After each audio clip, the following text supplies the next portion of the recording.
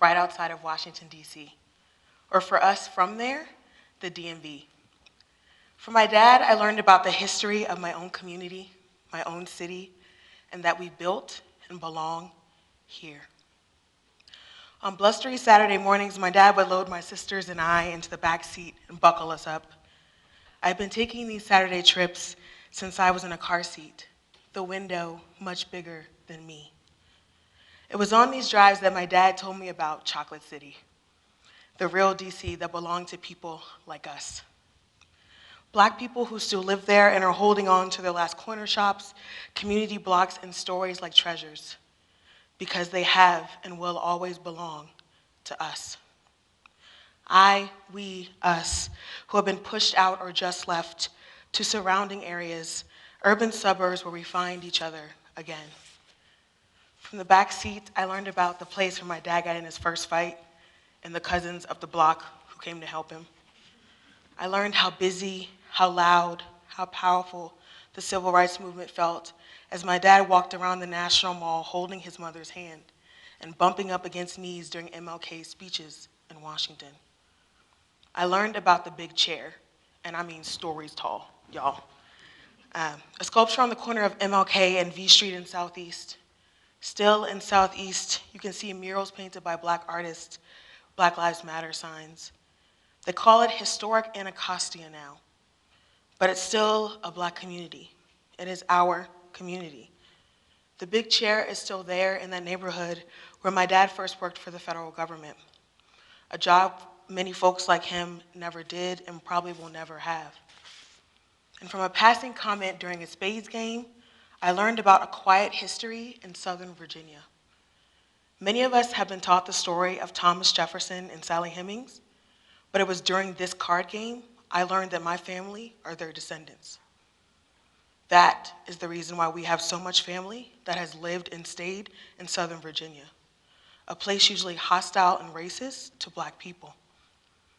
We still live in Charlottesville because, like Chocolate City, we built and belong there. The story of those places, those cities, are ours, mine, too. So for me, so much of what I knew to be true of the world, of my city, of my community, and people like me did not come from schools or my school teachers. It came from Saturday drives in the back of my dad's truck or cookouts with my family. It was especially important for folks like me who never saw themselves in the things they were reading and doing in school to actually finally be seen and valued. And so I became a teacher, a US history and creative writing teacher, to tell those stories that I learned from outside of my schools to my students in school, particularly for my Black and brown babies, to make sure that we as non-dominant folk were central to a telling, a retelling of our country and our world.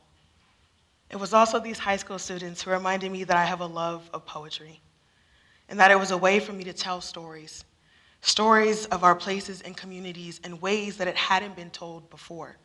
It needed to be told. And so on a scorching Texas morning, I introduced the students to one of my favorite people in the whole world, Miss Nikki Giovanni. I decided I was going to teach the civil rights movement through the voices of Black women.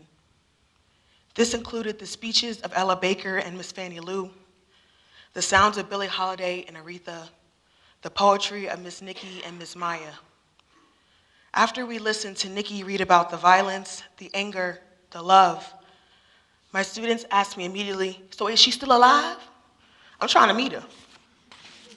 When I told them she is indeed still very much alive and teaching and writing at Virginia Tech, they insisted we call her. So I'm not gonna lie, y'all, I was too nervous. I couldn't do it. But my students found her number anyway and called. We got her voicemail. But I think my students were in awe of history, of people, of stories that day. It mattered so much to them that they encouraged me to apply to Virginia Tech to study poetry with her. And when I did indeed apply and was accepted and told them I'd be leaving to realize my dream of working with her, my students screamed. They cried. They gave me all the hugs. From them, I know what proud looks like, feels like. And when Miss Nikki, who was kind enough to be on my thesis committee, read one of my poems back to me about being a little girl in 5th grade wearing a pantsuit to picture day. I cried. I cried because I grieved for a little black girl who I never learned about Miss Nikki if her family didn't teach them on her own. And I was again so proud of her, of me, of our black community for persisting, for finding and meeting each other again despite being systematically erased and silenced. Then in 2020, in the midst of the pandemic, I came to see Boulder to do a doctorate in education, to learn how to change a system that isn't often kind to folks like me. It was still important for me to find a way to surface and cultivate social justice, or more so, the stories of ingenuity and agency in our everyday practice, in the ways that we learn. I would later join the Learning to Transform video game lab and that very fall.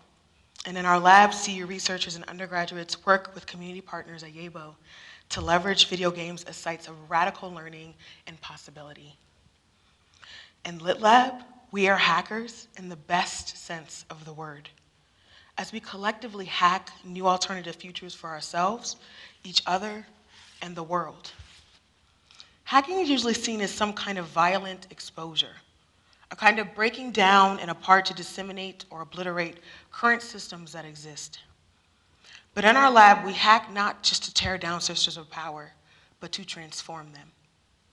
We examine social justice in our everyday practice so that we might better imagine new futures for ourselves, namely more just and equitable futures for Black, brown, and queer folks. As Ruha Benjamin says, hacking allows us to subvert the systems and make it do something it wasn't meant to do. So in the summer of 2020, 2022, our Lit Cab came together to hack Grand Theft Auto. In the standard design of GTA Online, you get to embody one of 3 main characters, 2 white men and 1 black, in complete missions that involve stealing cars, money, and of course, killing each other in the game. GTA is meant to reflect some kind of everyday life of an urban city. It includes related systems such as a local economy, having to feed yourself, a government, a healthcare system. It is also notorious, as mentioned earlier, for everything from the background characters that might say something homophobic as you walk past them, to the sexist billboards and ads on the roads that are just as common and no less harmful. So we decided to play this game differently. We decided to hack Grand Theft Auto.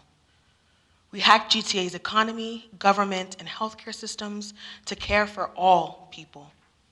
We made it into a world where we do not have to steal or kill, a world without homophobia and racism, a world of equity and justice. We created a world of our dreams, where we collectively imagine and build the kinds of futures we want to live in as Black, brown, and queer folks. And so understanding how we are all hackers and building new worlds in GTA has led me to better see how, in a way, my dad driving me around in the back of his Suburban, my mom's family deciding to never leave Virginia, us and Lit Lab, and of course Miss Nikki, who helped me find myself and my words when I didn't even know I had them, are all hackers in the most ingenious and revolutionary ways. We are hackers that make healing crystals grow through concrete cracks. We break down, reimagine, and repurpose systems and practices that were not made for us. We create our own world where we actually find each other again and learn more about ourselves, each other, and the kinds of futures we desire. We are all hackers. We move through our cities planting new ideas like seeds. We nurture these seeds and water them with our dreams. And we help them sprout into stories, buildings, practices of liberation. Thank you.